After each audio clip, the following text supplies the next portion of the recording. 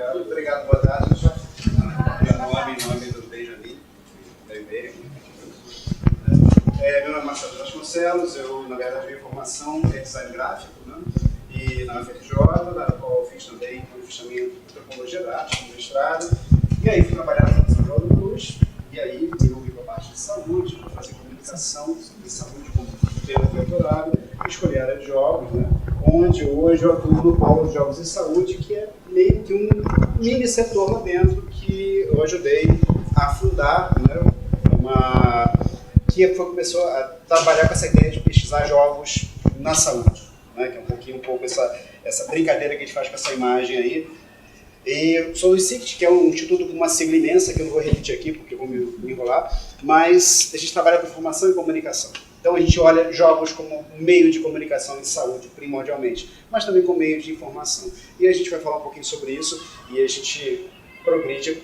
O primeiro passo é pensar nesse aspecto da Fundação João do Cruz, instituição centenária de saúde, né? A maior instituição pública de saúde do Brasil, que trabalha com todas as áreas de saúde que você possa imaginar, de uma forma criada de compreensão de saúde. E talvez o primeiro choque se dê nesse momento, né? Quando você pensa em jogo, o senso comum às vezes pensa como uma coisa contraditória com saúde, né? O jogo faz mal, o jogo vicia, o jogo causa problema de saúde, o jogo deixa você meio estranho. Pessoas envolvidas com jogos são meio estranhas, são meio infantiloides, né? Vivem ainda meio perdidas no mundo, não são muito adultas, não tem uma higiene questionável, né? Quando não são mais problemáticas, né? Essa é uma cena famosa do, infelizmente, famoso massacre em Columbine, quando os dois rapazes, né, massacraram uma série de alunos e professores. Uma das primeiras coisas que a imprensa apontou é que eles jogavam jogos violentos. É claro que isso é uma tendência em situações como essa, a mídia sempre busca o culpado, né? É fácil você apontar o culpado, quanto mais estranho mais diferente é alguma coisa que essa pessoa faça, é mais fácil pular para isso, para uma conclusão rápida. Mas se a gente avança um pouquinho, começa a pensar nos números, né? A gente sai um pouquinho dessa lógica e começa a perceber primeiro que foge do nosso senso comum. Nós não temos mais a ideia do jogador como um garoto adolescente revoltado. Na verdade, a idade média é 35 anos, né? 54% joga com outras pessoas, então não é aquele cara isolado no mundo. No Brasil, particularmente, isso é uma coisa que deve orgulhar muito a gente. 53,6% de a maioria já é mulher que joga. Isso é fantástico, porque deixa de ser um passatempo, né, masculino, né, aquela coisa de homens, e passa a ser uma coisa franqueada a ambos os sexos. A gente espera que melhore ainda mais, né, comece a ficar cada vez mais, todos os gêneros, né, cada vez mais misturados em todos os tipos de jogos disponíveis. Em 2007, o faturamento da indústria de jogos ela supera o do cinema. E esse ano ela superou 100 bilhões de dólares, 108 para ser mais exato. Então a gente tem uma indústria monumental, rende muito dinheiro e movimenta, né, bilhões de dólares. E o que isso está causando em nós? O que isso faz na gente como sociedade? Né? Na verdade, a tendência da mídia de acusar os jogos talvez se dê um pouco com a ideia de que é uma coisa muito nova, uma mídia nova. Mas será que ela é tão nova assim? Esse aqui é o Odyssey, né? O primeiro console doméstico, lançado em 72. Então a gente já está falando de uma mídia que tem quase 50 anos de idade. Né? E ainda nós temos essa impressão de que é uma coisa estranha, é uma coisa pouco usual para muita gente. Se você volta um pouco, na verdade, você vai perceber que os jogos digitais, né? Quando eu falo que eu trabalho com jogos e saúde, muita gente assume que são jogos digitais apenas. Não são, nós trabalhamos com qualquer tipo de jogo. Né? Jogos digitais e não digitais, ou jogos analógicos, se você preferir. E os jogos digitais são herdeiros de uma herança, de uma história muito mais antiga e muito rica. Né? O xadrez aqui, que tenho certeza que todo mundo vai conhecer, mas esse aqui é o Go, um jogo japonês muito mais complexo e profundo do que o xadrez. Né? Inclusive, ele foi o teste definitivo para se testar a inteligência artificial em jogos, que recentemente foi vencido, né? O maior jogador de Go humano foi vencido por uma série de uma inteligência artificial desenvolvida pelo Google. Os jogos de batalha, né, de exércitos que surgem nas academias militares como forma de testar estratégias e acabam migrando, viram hobbies para as pessoas. Esse aqui é o H.G. Wells, escritor de ficção científica e entusiasta desses jogos, né, de batalha em casa, o que torna ele uma espécie de primeiro avô dos nerds, né, hoje em dia. Se você volta um pouco mais, nós temos o Senet, o jogo egípcio de transmigração da alma, que era jogado pelos faraós. O tabuleiro mais antigo, ele tem 3 mil, ele é de 3 mil anos antes de Cristo. Então, nota bem, nós estamos falando de uma forma, uma mídia, se você preferir, que ela tem mais de 5 mil anos de história, ela acompanha a humanidade, talvez até mais do que isso, porque nós já encontramos dados esculpidos em arteiros humanos que antecedem registro histórico, são pré-históricos. Então, antes de haver registro histórico, já existia jogo. Temos esse objeto antropológico, cultural, jogo, ele acompanha a humanidade há milênios e nós temos muito pouca pesquisa sobre isso. Curiosamente, muito pouca pesquisa. O primeiro pesquisador que vai olhar com mais atenção sobre esse objeto é esse historiador holandês, Johan Huizinga. Ele vai escrever, em 1938, o Homo Ludens, e ele trabalha com a ideia do jogo como um elemento da cultura. Na verdade, ele vai mais além. Ele diz que a cultura surge do jogo. O jogo é anterior à cultura porque os animais também jogam. Todo animal, todo mamífero principalmente, mas já detectaram esse comportamento em pássaros e até em peixes, se tem satisfeito as suas necessidades básicas, se ele não está com fome, não está com sede, se ele está em segurança, se ele está bem descansado, o impulso dele padrão é brincar, é jogar. E por que isso? Bom, uma das razões, não é a única, mas uma delas, aprendizado. O jogo é um espaço em que você treina habilidades que mais tarde vão ser úteis. Mas você treina, o jogo permite você treinar habilidades no momento que você perder, não tem nenhum impacto sobre a sua vida. Perder numa brincadeira de brigar com um leãozinho é uma coisa, não tem nenhum problema. Mas aquele aprendizado de lutar vai ser útil mais tarde, para valer. Então, a partir dessa ideia, se pensou, raciocínio lógico para nós seres humanos, jogos funcionam para aprender então.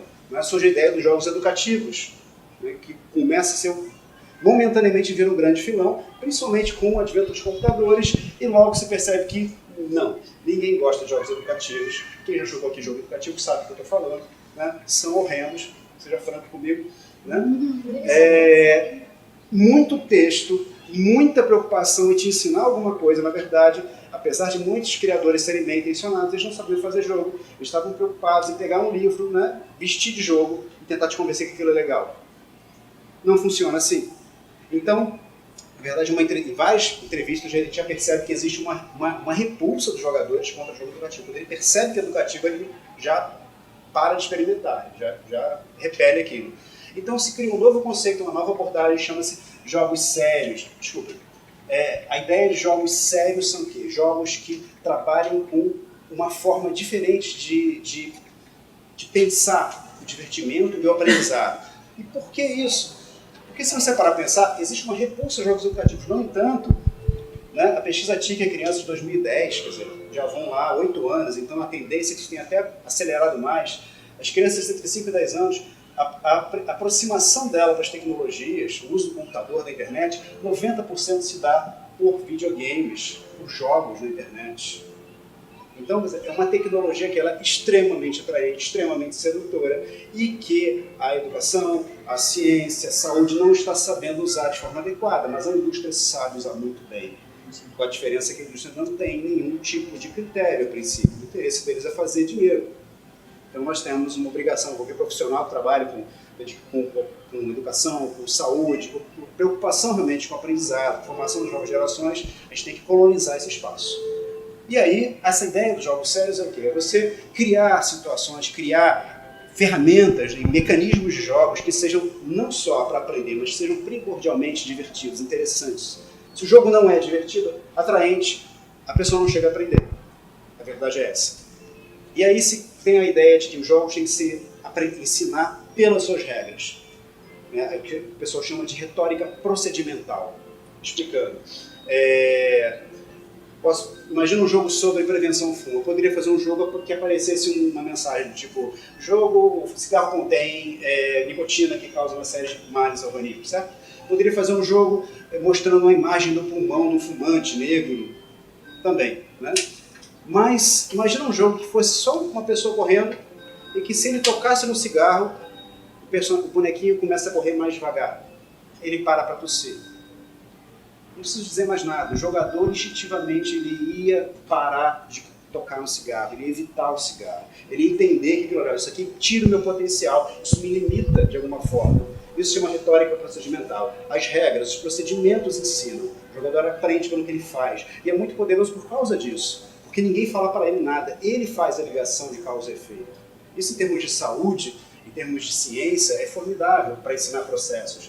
E várias pessoas têm usado isso já há algum tempo. Um dos primeiros jogos de grande repercussão foi o Food Force, que foi patrocinado pela ONU, que são 4 cenas aqui do jogo, e que a ideia é chamar atenção para a questão dos refugiados, as ações que a ONU faz para países que estão com problemas de crise de alimentação, de abastecimento.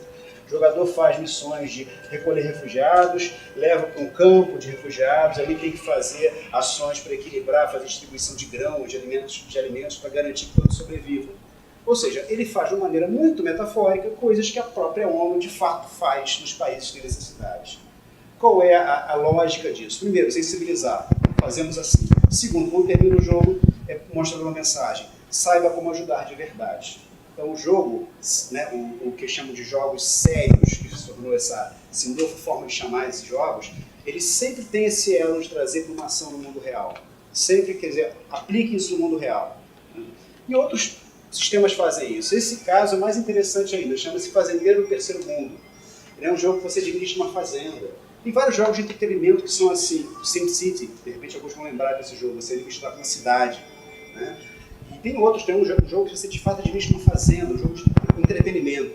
Esse é a mesma lógica, você tem que decidir onde é que você planta, onde é que você colhe, comprar trator, comprar equipamento, só que tem seca, tem nuvens de gafanhotos, tem que enfrentar essas coisas todas. E qual é a diferença para esse jogo em particular? As regras não são justas. Você perde. O jogo é feito para que você perca. Certo? Por quê? Porque ao final do jogo vai mostrar uma mensagem. Assim como você perdeu, esse fazendeiro, de verdade, lá em algum canto aí do mundo, ele vai morrer também. Saiba como ajudar. Entende? Eles chegam a esse ponto de distorcer as regras para fazer você, de uma maneira ainda muito simbólica, mas ainda assim para você, com nível de realidade, experimentar na pele o que é tentar e não conseguir, e aí te cativar para que você possa, de repente, fazer algum tipo de contribuição, algum tipo de ação em favor dessas pessoas. A lógica de colocar você um pouquinho na pele de quem está, do personagem, do protagonista do jogo. Essa é o que a gente chama de retórica procedimental. Aprender pelo que você faz. Né? Na saúde, os jogos têm esse histórico já há um bom tempo. Na década de 80 surgiu o Bronquiasauro, né? Um jogo que o dinossaurozinho ele tinha que aprender a evitar blocos de poeira e de cinzas que detonavam crises asmáticas. Era um jogo distribuído para crianças com asma, para que elas aprendessem a ter ações de autocuidado.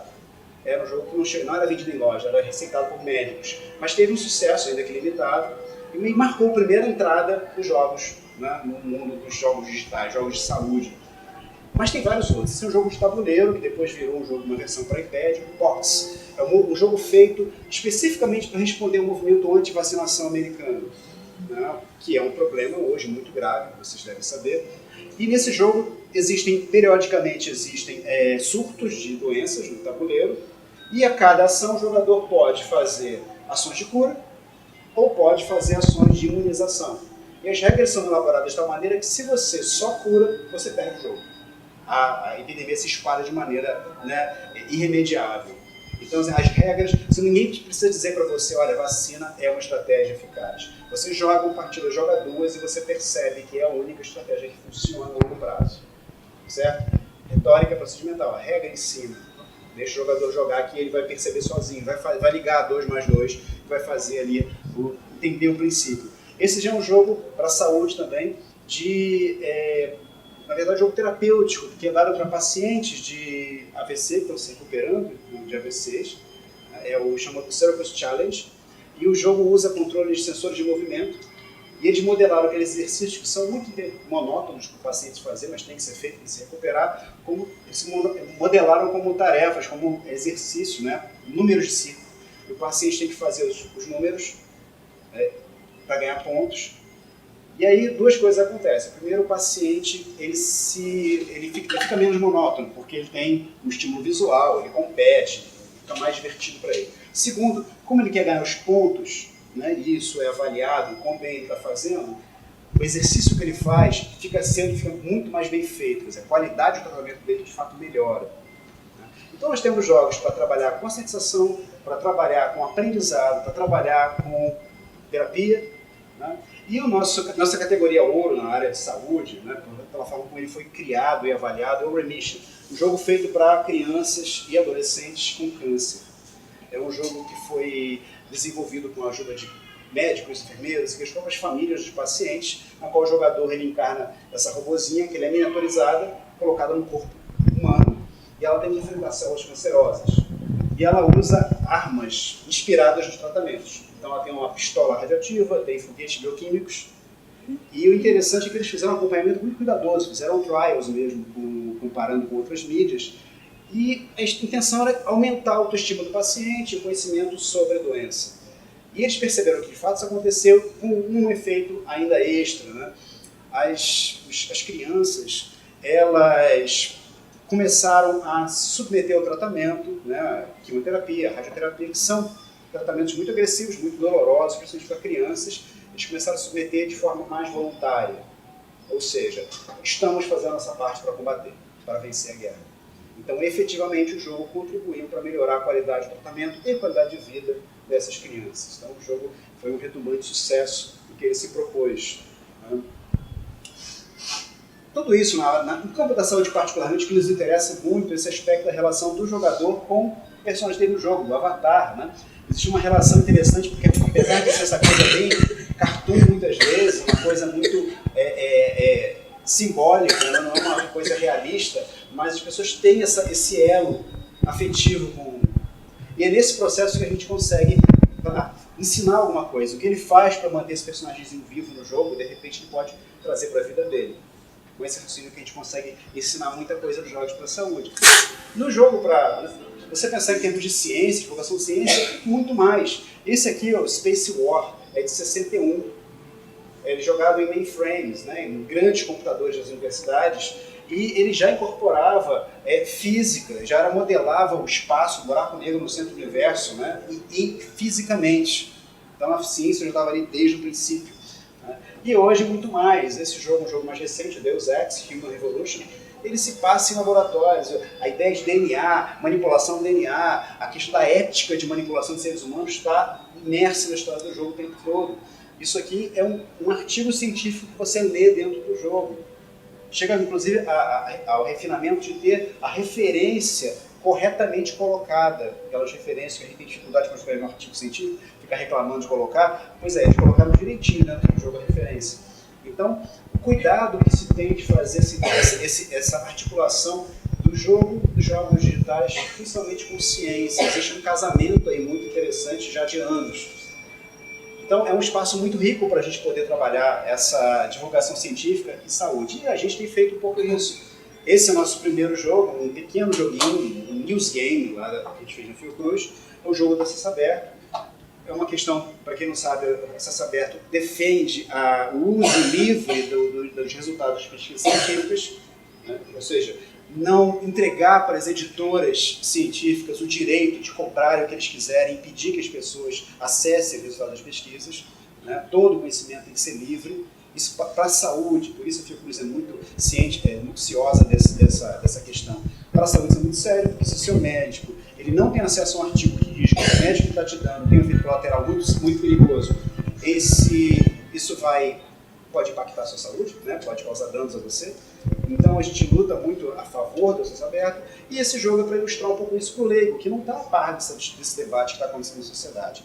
Né? Nesse jogo você joga com um pesquisador, está acontecendo uma epidemia que está se alastrando, e ele tem que encontrar 4 artigos para completar a pesquisa dele e conseguir resolver, né, achar cura para aquela epidemia. Instituições que têm acesso privado, ele não encontra nada, porque não tem o dinheiro para isso, como todo pesquisador brasileiro. Né? Instituições de acesso aberto, ele consegue o artigo, então ele tem que encontrar as instituições corretas, estão todas escondidas, né? Só encostando que ele consegue descobrir. Então é um jogo muito simples, a mecânica é muito simples, mas a ideia é passar esse princípio. Você pode perder ou ganhar em tempo determinado, mas o importante é isso aqui, saiba mais, típico de News Game, e aprenda sobre esse movimento, que é um pouco interessante da sociedade. Um jogo mais ambicioso é o Quem Deixou Isso Aqui. Esse jogo é para prevenir, tentar conscientizar pais responsáveis sobre os perigos da intoxicação doméstica em crianças. Você sabe que é um caso, principalmente crianças entre 2 a 5 anos, começa a ter um pouco mais de mobilidade e acabam tendo acesso a produto químico, bebida alcoólica, remédios espalhados em casa. E muitas vezes isso é muito trágico, elas acabam morrendo, né? Enquanto a gente fazia esse jogo, a gente teve notícia de duas pessoas próximas, trouxeram notícia que 2 crianças tinham se intoxicado, uma com um limpador de forno com soda cáustica e a outra com chumbinho. O chumbinho veio a falecer. Então, é uma coisa dolorosa que destrói famílias. E a gente fez esse jogo baseado nos dados do Cimitox, que é um setor lá dentro da Fiocruz que trabalha com essas informações. E então, nesse jogo, você não controla a Ninha, né? A Ninha é uma personagem, uma menininha que você não controla, porque ninguém controla uma criança de 2 anos. Ela fica solta, mexendo em tudo pela sala, e a função do jogador é tentar tirar da mão dela as coisas, antes que ela mexa. Ela começa a mexer, você tem um tempo para você tirar da mão dela. E o jogo, a retórica procedimental, o que é? Chamar atenção para nós, adultos, que não enxergamos esses problemas, dos riscos do ambiente. Então o jogo premia você se você tem uma visão estratégica e começa a tirar as coisas e guardar no ambiente, no local alto, antes de que ela mexa em tudo. Certo? Então, como isso acontece na vida, você cuida de uma criança na vida, né? Então toca o telefone, batem na porta, você tem que atender, ela fica solta enquanto isso, ela pede comida, você tem que buscar comida. Quer dizer, é uma confusão. Os 3 minutos, você tem que cuidar dela durante 3 minutos somente. Né? Se você não consegue, ela se intoxica, a gente colocou de uma maneira mais suave a imagem, mas mostra aqui o número da desintoxicação, que é importantíssimo que todos tenham acesso. Se você consegue passar os 3 minutos, ela dorme feliz e tranquila. São os 3 minutos mais longos da sua vida, eu garanto. E a gente testou isso com as pessoas, o nosso objetivo era saber, funciona, as pessoas cria essa noção de urgência que a gente precisa, e os voluntários testaram e falaram assim, cria. Com adicional, os voluntários que não tinham filhos relataram um efeito colateral interessante. Funciona como contraceptivo. E juraram que não vão ter filhos depois disso. A gente vai estudar um pouco mais sobre essa questão. Então, a ideia toda é essa. Criar jogos que tenham um nível de interesse e criem algum tipo de mensagem a partir das regras. Quando você coloca pessoas, muita gente junto, jogos multiplayer, que as pessoas interagem entre si, a gente coloca ainda mais uma outra categoria, mais uma outra dimensão interessante, que é a de participação. O jogador ele participa do jogo em vários níveis, ele interpreta a informação do jogo, ele interfere no jogo, ele reconfigura, porque ele manipula através dos controles o que está acontecendo na tela, mas ele também pode acrescentar coisa no jogo. Um jogo de tabuleiro, com certeza, é claro. Quem já não mudou a regra do jogo em casa para acrescentar uma coisa, mudar uma regra, uma chave injusta, ou facilitar para uma criança poder participar, isso é fantástico, porque torna o jogo um pouco seu. Né? E no jogo digital também acontece, é mais limitado, que a gente chama de mudar o código. Esse aqui é um jogo interessante, um exemplo curioso, é o Skyrim. É um jogo que se passa na fantasia viking, se enfrenta dragões e tal.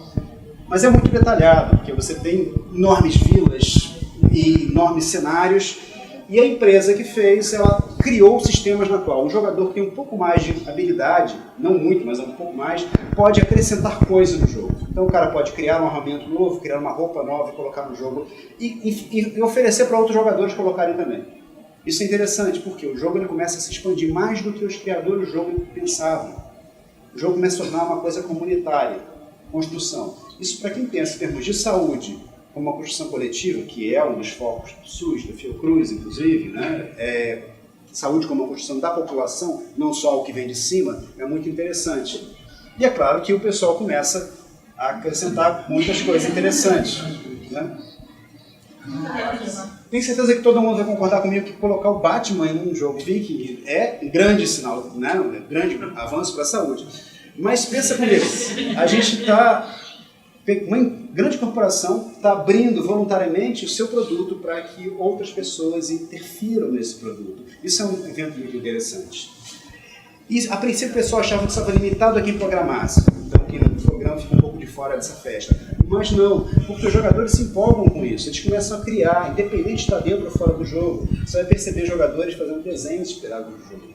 Fazendo animações Quem tem Netflix pode procurar um seriado chamado Red vs Blue.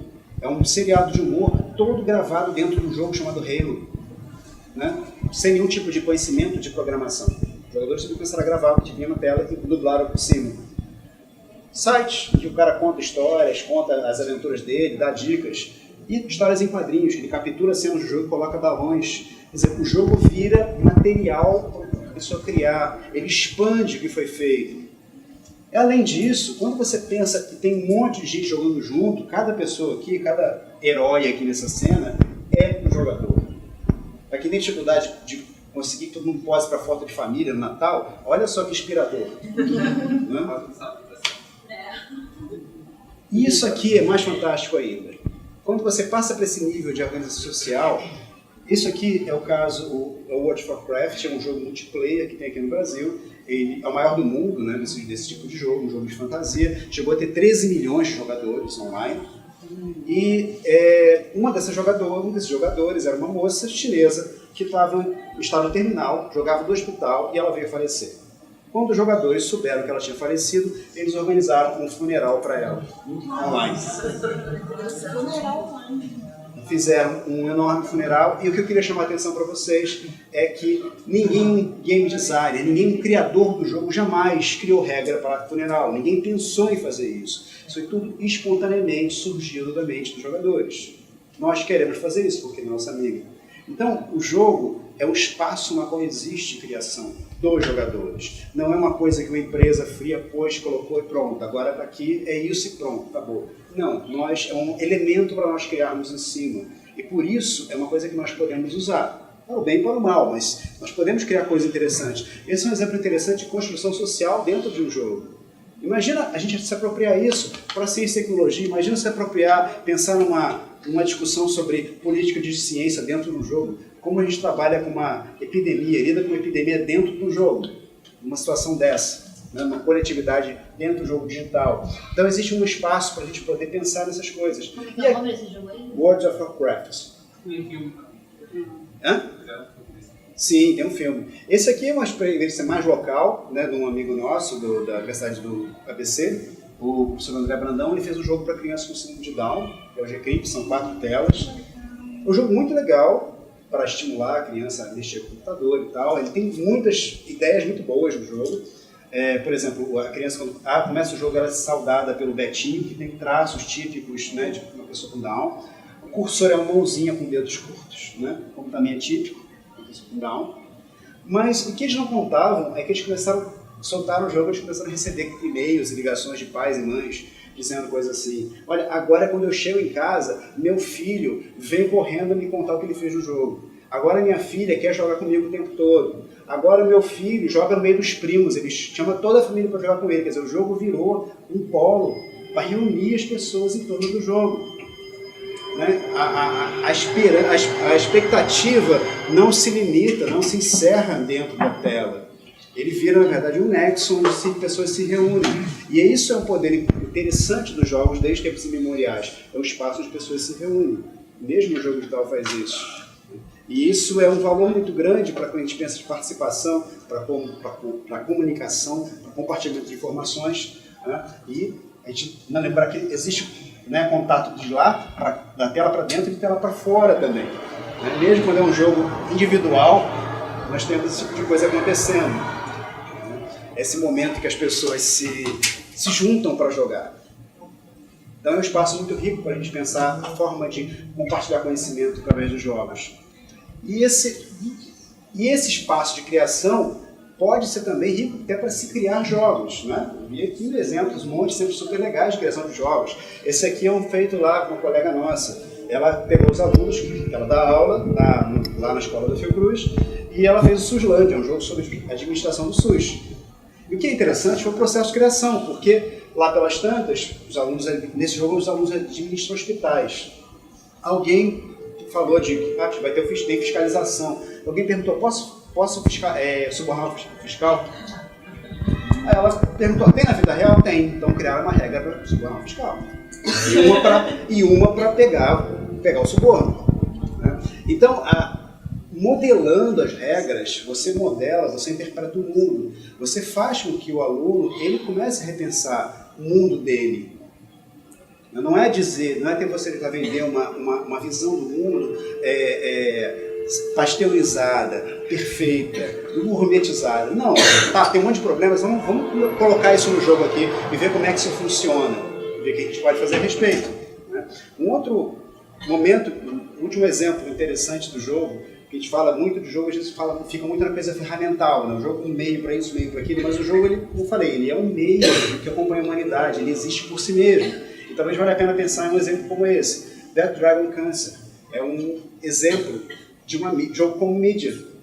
É um caso de um pai que ele resolveu fazer um jogo contando a trajetória dele com o filho, que quando o filho nasceu já com vários tumores. Então ele sabia que o filho dele ia morrer em breve. Ele resolveu fazer um jogo narrando isso. Em vez de contar uma história, fazer um filme, ele resolveu fazer um jogo. Conta a história que ele fez o protótipo do jogo, levou numa convenção de desenvolvedores de jogos, mostrou quando aqueles caras fazem jogos super violentos para pedir ajuda, né? E o cara foi jogar e começou a chorar. E aí ele conseguiu alguém para ajudar, começar a desenvolver o jogo. É um jogo super aflitivo, porque você não pode fazer nada, você não tem poder, você não atira em ninguém, você não tem força. O máximo que você pode fazer é se o seu filho chorar, gemendo no leito, e você pode mudar um pouco a posição dele e chamar a enfermeira. Mas conta a história dessa família lidando com essa dor horrível. Né? No meio do processo, né, esse jogo acabou chamando a atenção de muita gente.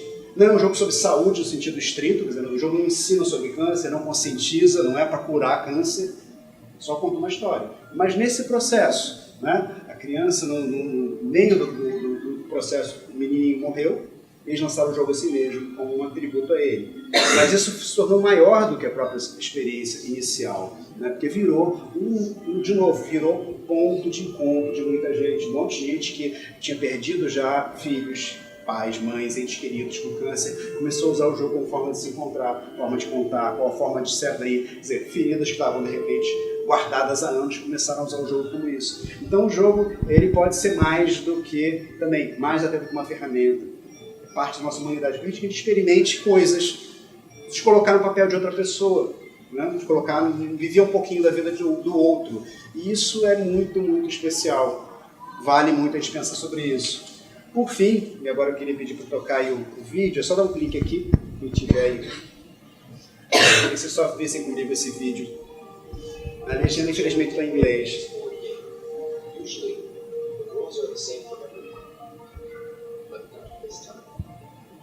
Bonjour les autres. Moitié du jeu commence avec 800 euros, l'autre moitié avec 750. Un des joueurs favorisés aura 3 kilométers dès le début de la partie. Non, c'est quoi? C'est injuste. Les joueurs possèdent une carte, ce qui permet de ne jamais gagner. Toi tu m'en pries. C'est la règle. 1, 2, 3, 4. Donc tu as dit, tu vas chez les gars. Tu passes par la case des mains pour la liste ici. Tu vois, quand tu utilises, c'est ça. Pourquoi? Mais les garçons, ils gagnent beaucoup parce qu'ils veulent d'abord. 200. Pourquoi? Il vient te dire? Ça se fait pas. Moi, par exemple, je dois acheter que la première chose. Foi imobiliário. Ça m'énerve.